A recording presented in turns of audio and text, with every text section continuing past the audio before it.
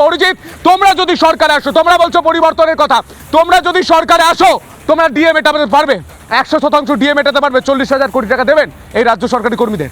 সরকারে আসবো তো অবশ্যই, এবং তার নির্দিষ্ট সময়ের মধ্যে অবশ্যই ডিএ মেটানো হবে। কিন্তু উল্লেখযোগ্য বিষয়, আজকে এই মানুষগুলোকে রাস্তায় বসিয়ে মুখ্যমন্ত্রী মমতা বন্দ্যোপাধ্যায় গোটা বাংলাকে ভয়ঙ্কর বিপর্যয়ের দিকে ঠেলে দিয়েছেন। আজকে শুধুমাত্র ধর্ষকরা রাস্তায় ঘুরে বেড়াচ্ছে ওপেন। আজকে শিক্ষা প্রতিষ্ঠান, স্বাস্থ্য প্রতিষ্ঠানে ধর্ষণ, কিন্তু শিক্ষিত বেকাররা রাস্তায়। ডিএর নির্দেশ দেওয়া সত্ত্বেও 25% ডিএ দেওয়ার নির্দেশ সুপ্রিম কোর্ট দেওয়া সত্ত্বেও সেই ডিএ দেওয়া হচ্ছে না। আজকে মুখ্যমন্ত্রী মমতা বন্দ্যোপাধ্যায়ের আমলে এই রাজ্য যে গহ্বরে প্রবেশ করেছে, আজকে এই মানুষটাকে বাংলার মেয়ে বলে তৃণমূল অস্বীকার করতে পারে।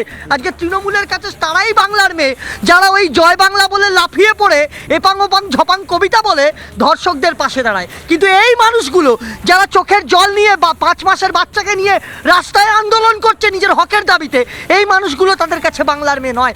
রাজ্যের তৃণমূল কংগ্রেস সরকার এই মানুষগুলোকে তাদের যোগ্য জায়গা থেকে বঞ্চিত করেছে এবং এদের বেইমানি করেছে, এবং এর থেকে বড় বেইমান সরকার এই ভারতবর্ষের বুকে নেই। বেইমানি করেছে দিদি, বেইমানি করছে কিনা বলতে পারবো না, কিন্তু আমাদের সামনে একবার যদি দেখা করতো, 1 মিনিট যদি কেউ এসে আমাদেরকে একবার সান্ত্বনামূলক কথা বলতো, তাহলে হয়তো একটু মনকে সান্ত্বনা দিতাম। আমাদের এই দুঃখ ভরা কষ্ট ভরা মুখখানা কি দিদি একবার দেখতে পায় না?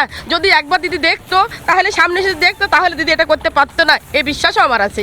কিন্তু দিদি মানবিক, দিদি সব কিছু করেছেন, তাহলে কেন আমাদেরকে বঞ্চিত রেখেছেন?